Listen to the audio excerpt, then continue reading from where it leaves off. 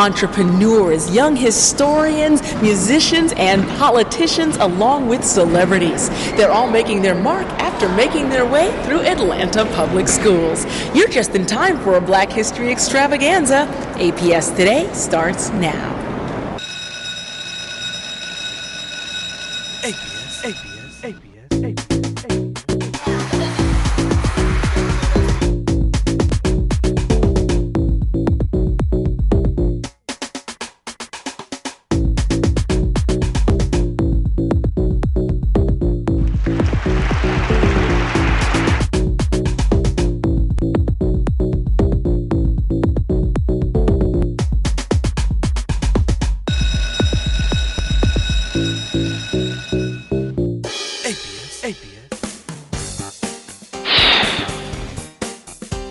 Welcome to APS Today. I'm Wandy Lawson.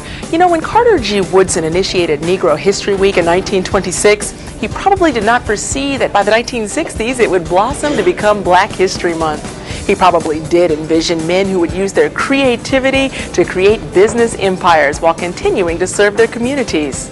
Men like Emanuel Jones and H.J. Russell, the subjects of our first Profiles in Excellence.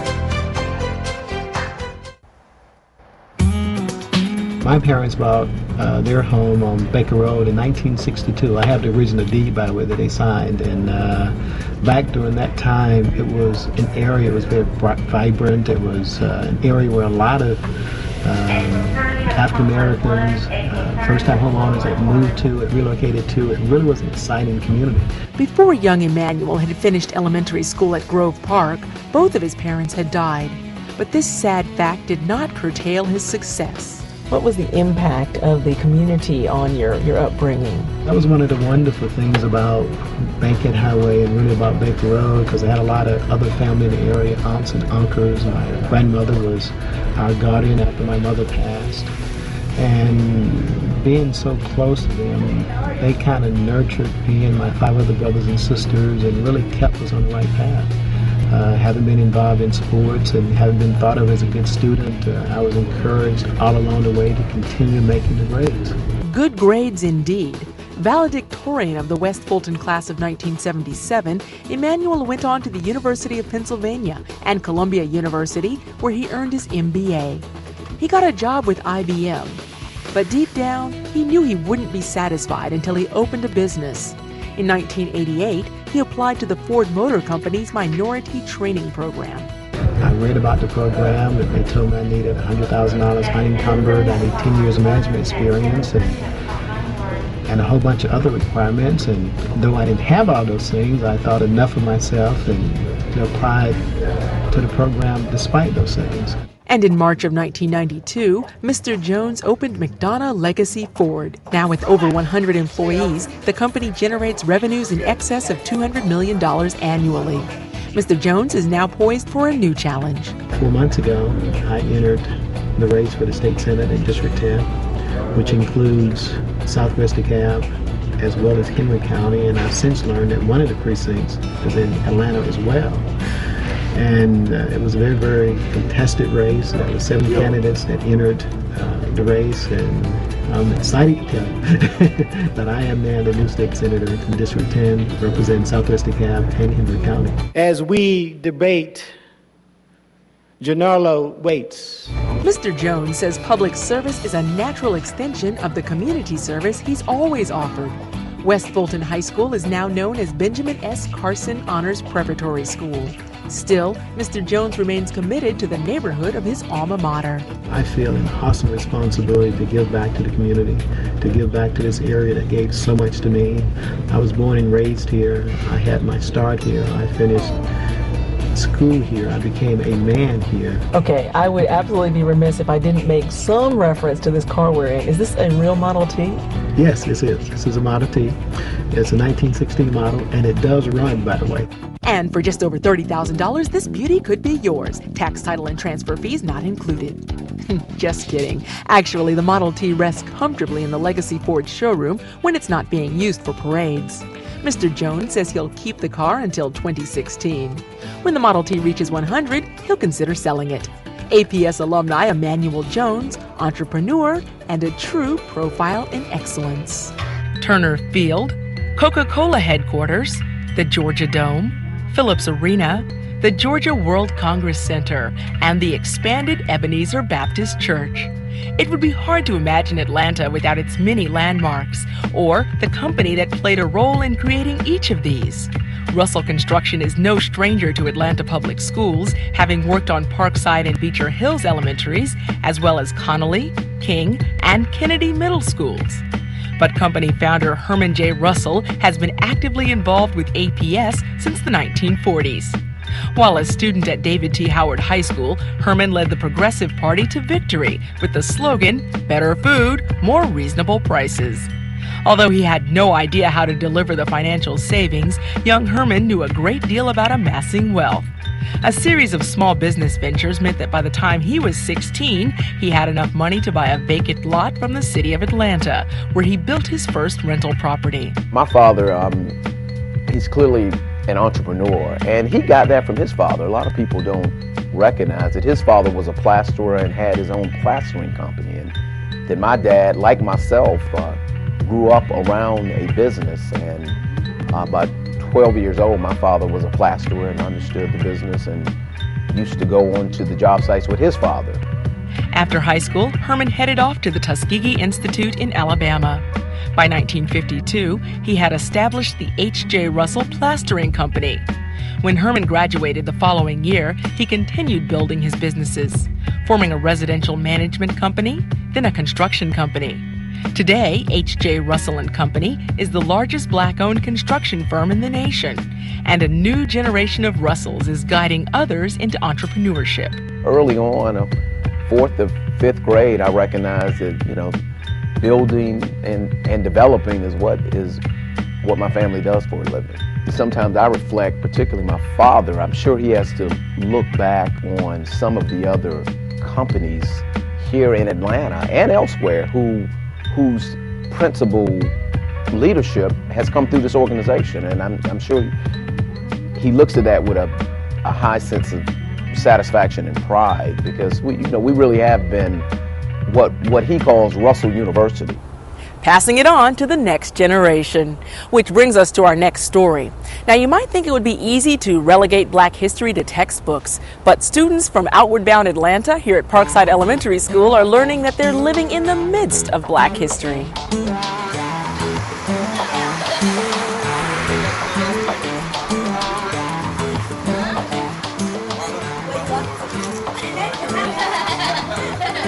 Hi, my name is Risha Baker and I go to Parkside Elementary School. Yes. What is your name? My name is Nita. Well, I was born in 1910. I know you were never coming here at that time. Yeah. How old are you? 10? Yes. It begins with a simple introduction, politely made with eye contact and attentive listening. Skills the Outward Bound Atlanta program is instilling in Parkside students in the after-school enrichment clubs. Skills the students are using at this time of the year to record their oral Black history projects. How did Martin Luther King Jr. change your life? Martin Luther King changed my life by giving me an education. A job when you was my age. Probably so, picking up pecan, picking cotton. Oh, I did a lot of jobs. I picked cotton, I picked up pecans, I hoed cotton, all that stuff you do on the farm. That's farm work. I think that was incredibly beneficial to our kids, not only in learning how to speak to older people, but just the stories that everyone comes with, these stories and these rich histories, and you can learn not just from the internet, not just from the reference material, but your primary resources are your elders. I mean, that's where our community histories are stored, and so just to have someone who can give a first-hand experience of the major events that took place in our city's history, I think is crucial for our kids to realize that it really happened. People were really there. It's not just something you're reading about. Media specialist Stephanie Gwynn supervises the Outward Bound Atlanta after-school program at Parkside. She saw students impacted by first-hand history accounts like the one of Dr. King's funeral, April 9th, 1968. More from Ebenezer Church, and we had to move first, and then they came out of the church, and when they brought him in the moving wagon, We marched all the way to the Morehouse. We paid by the governor. And well, Lester Matt, our governor, and the state trooper and all was out in front of the building. And we sung, "We Shall Overcome." Hold hands and sung, "We Shall Overcome." Marched all the way singing till we got to Morehouse.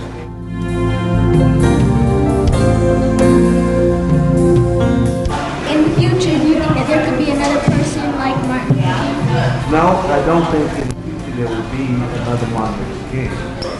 Because his thought and his way of living was very unique.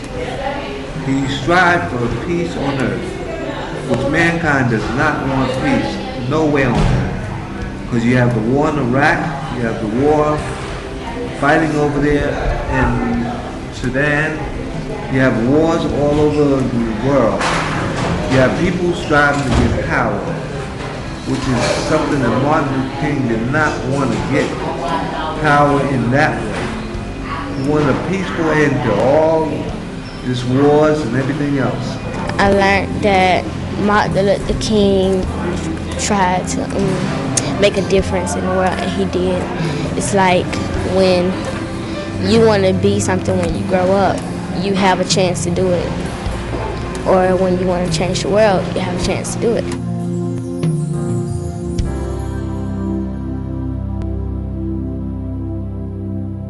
$1 million in new grant money, students reading their way to a world's record, and one APS school gets a brand new look. Those are among the stories topping this month's News Briefs. Atlanta Public Schools is receiving over $500,000 from GE for the assessment of math and science instruction. Students from Parks Middle School and Southside High School got pumped up about math as contestants in the Andover-Dartmouth Math and Math Counts competitions. The U.S. Department's Office of Safe and Drug-Free Schools has awarded Atlanta Public Schools $469,000 to fund the Emergency Response Crisis Management Project to develop and implement school security strategies. "Salutations," said the voice, roared more than 150 students from D.H. Stanton Elementary School as they joined over 500,000 kids around the world reading the first passage from Charlotte's Web and setting a world reading record. King Middle School students made national news, sharing their insights on the Martin Luther King Jr. holiday with the CBS Evening News. A feature film recreates the true story of how journaling changed the life of troubled teens in Long Beach, California. Thanks to a partnership with the Kilpatrick Stockton law firm, 150 Washington High School students got to try their hands at becoming freedom writers and to enjoy a screening of the film. Students from Long Middle School returned from the winter break to a renovated state-of-the-art campus featuring exploratory labs, a new gymnasium, a fine arts center, and technology workspaces. Oh, and don't forget the fabulous new cafeteria. And APS Superintendent Dr. Beverly Hall was named one of the 100 most influential Georgians by Georgia Trend magazine. For more APS news and information and to view APS Today on demand, visit Atlanta Public Schools online. And those are this month's News Briefs. And now, more profiles in excellence. Although separated by almost 2 decades, 2 musicians learned that Atlanta Public Schools is the perfect place to master the arts.